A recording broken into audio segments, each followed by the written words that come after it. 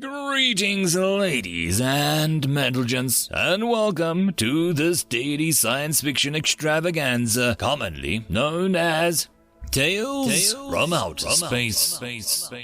Taken from the subreddit HFY. All the relevant links will be down below. And, as always, I hope that you enjoy. And if you do, please consider supporting the channel. On to the science fiction. Story number 1. First, last, and only. Written by Xerosese. We were the first. In 150 years of listening to the stars, we heard nothing. We were the first. The adventurers within us had dreamed of entering a galaxy brimming with life, excited to tell new stories and explore a flourishing galaxy. The pragmatists in us knew that it would be better if we'd never met another lifeform out there. The pragmatists were right. We never found anyone. We established permanent colonies in other planets of our home system, but never found anyone else. This didn't surprise us, of course. We had listened to the stars for decades and heard nothing. We knew that there were no Martians, and we had accepted it. Maybe there were others, perhaps even in the closest of stars. The pragmatists were right again. 100 stars, 1,000 stars. Nothing, not one other voice calling out, "I'm here." Not one ruin of an ancient race, not one budding prokaryote in some distant puddle.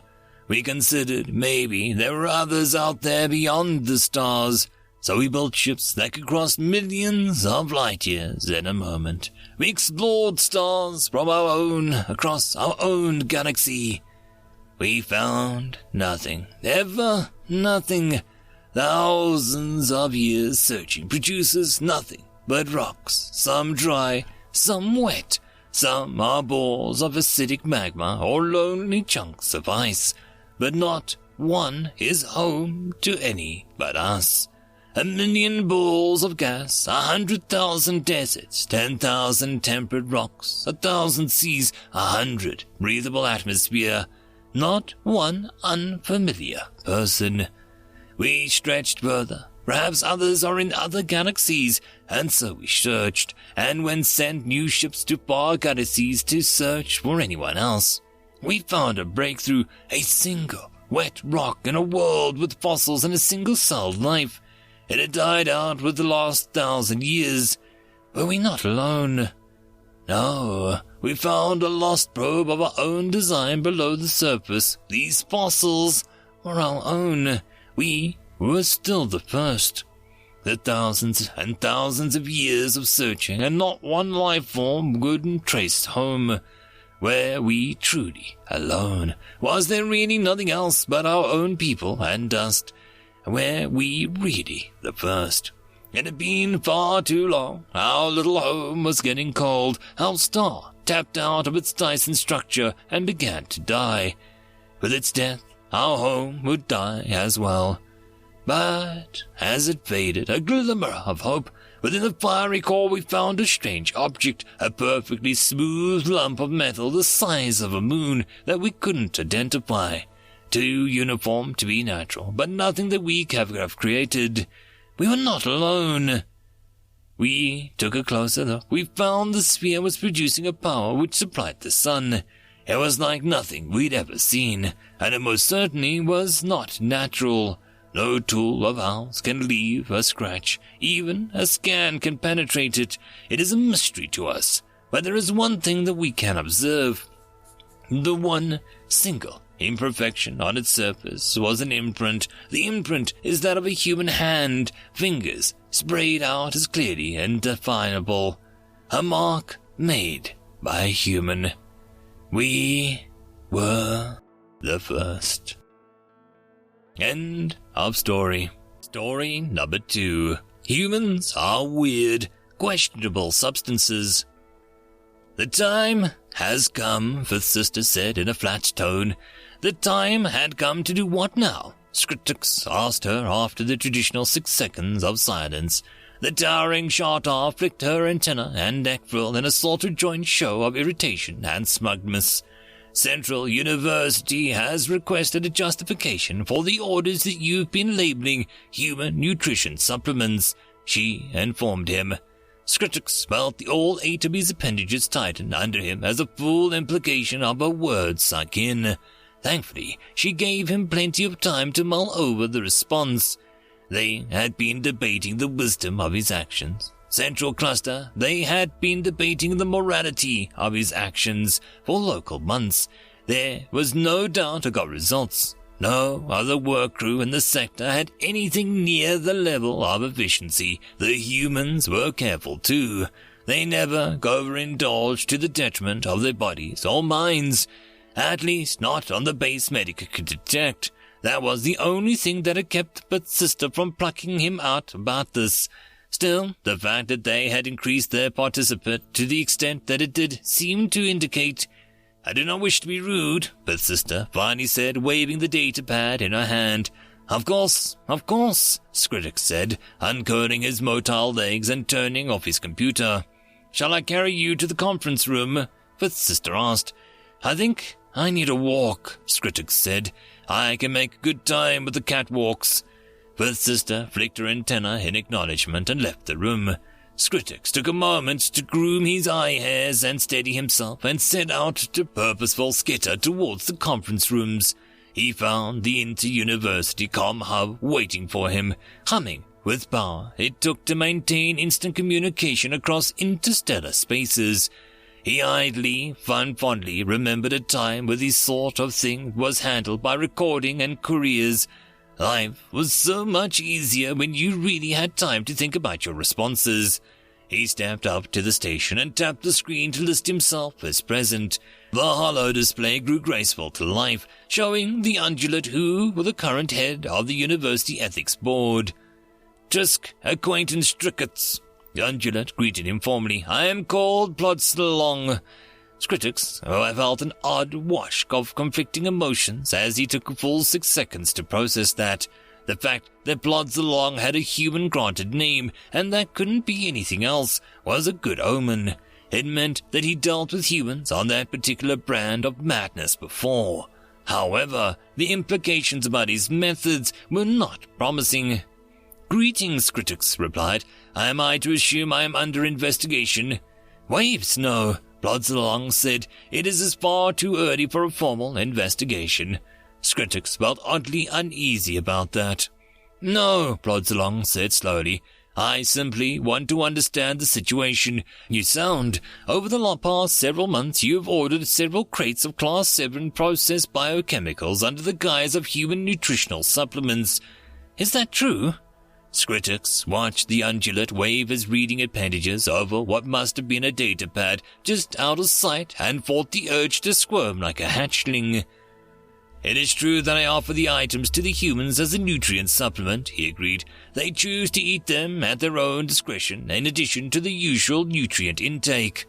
The undulate raised several appendages as if it were examining the Skrittix more closely over the link as he responded to the situation. Are the humans unable to order the items on their own? It asked. Nothing prevents them from doing so, Skrittix was able to answer quickly. After all, he had pondered that very question nearly every time one of the humans had come to his canister with eager hand extended and bright bifocal eyes focused on the item in question, with a predatory look that was so terrifying. Why? Plodslong asked carefully, do you think it appropriate for you to distribute these supplements? You are not rated as a nutritionist. I am not, Skrittix replied, but while it is a Class 7 substance, it is also conditionally listed as a human exempt. The reasons are beyond me, but the humans on the base assure me that it is harmless in doses that I administer it. That is in question in the xenomedical labs as we speak, Plodslong said. However, that is not the answer to my question. Why? Why do you feel the need to administer the substance at all? Skrittix shifted his paws uneasily on the floor before he braced himself and answered. Workplace efficiency, he said quietly. How exactly does this substance improve workplace efficiency? The undulate asked. Well, you see, Stritix said slowly, you know that I have a very tight schedule. The gravitational phenomena I measure happen in very little warning, and each set of little time in between them, and the different pulses require a complete physical repositioning of the sensors. The sensors are large and heavy, and only the humans can really move them effectively. That is the justification you used for requisitioning such a large crew of technicians, Bloodsalong said. Well, they were, Skritix waved his gripping pads at the undulate intensifier, being very inefficient, to the point that you were failing to get readings. The undulate sent a wave of understanding down his length. Yes, Skritix replied. They were showing up and doing the work, but it was as if each had calculated the bare minimum amount of effort necessary to retain their position and was only performing that. And I sound that you addressed the issue on several occasions. The undulate had reading appendages over the datapad as he presumably examined the records of those encounters. Yes, Strix couldn't help but skittering sideways in irritation. Each time I had the same result. The humans would acknowledge their fault, apologize, and the next work session would show off a brief period of improvement before they would slump back into the previous level of inaction. He paused, and the hollow of the undulate only lifted an appendage for him expectantly. So I asked the crew lead what I should do, Skritix said. She explained to me that they all were under the effect of something senioritis.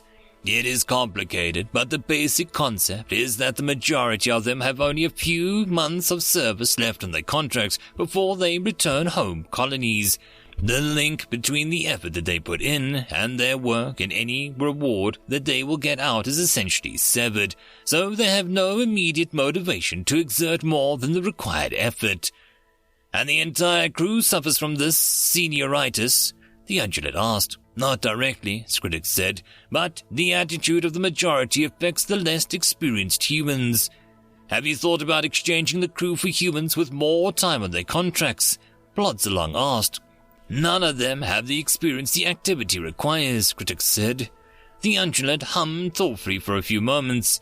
As fascinating as this all is, Bloodsalong said slowly, it still does not explain the substance. The crew lead shared a human method of coping with this, Skritix said. She said that if I was proactive, I could combat the senioritis by applying a small rewards for discrete acts of efficiency and displays of productive problem-solving. She suggested that this substance as one of the most likely to be universally accepted to the human's digestive systems and universally palatable to human taste. I have found her assessment to be accurate. So every time a human performs their duties above a mediocre level, you would reward them with 1 unit of the substance, Bloodsalong asked, and it has improved efficiency? We now have surplus of data, Skritix confirmed. If this continues at the current rate, we will be finished ahead of schedule. They both fell silent and pondered the situation. It wasn't if Skritix didn't understand the undulate's concerns. He worried over the ethics of the situation constantly. But the humans were happy. They responded well to the stimulus, and they wouldn't produce and sell something inherently harmful, would they? As the product is not yet illicit, I cannot take any action on the matter, Bloodsalong finally said. However, I expect you to monitor the health of your crew closely. Skritix stared sideways and relived the acknowledgement. The conversation closed, and he headed for the large space that they had chosen to set up the sensor equipment. He stopped by his quarters to pick up the grav cart that he used to transport the substance. He paused to brush his paws over his head hairs in exasperation as he examined the brightly colored canister of substance that it was dispensed from. How could such a simple thing cause so much stress? He patted the side of the cart lightly to activate it, and it hummed to life and hovered a paw's breadth over the floor. The lettering on the side of the canister gleamed in the bright lights of the hallway. Old-fashioned hard candy, made from only the finest organic sugar. End of story. And that, my friends, concludes this dose of science fiction fun. I hope that you enjoyed. And if you did, please don't forget to support the author from the link down below. But if you want to support this channel, there are links as well down below for you to help with. But the easiest way would be to share this video. And if you are so inclined, subscribe as well. I will see you all in the next episode, and I hope that you all have a fantastic time until then. Cheers.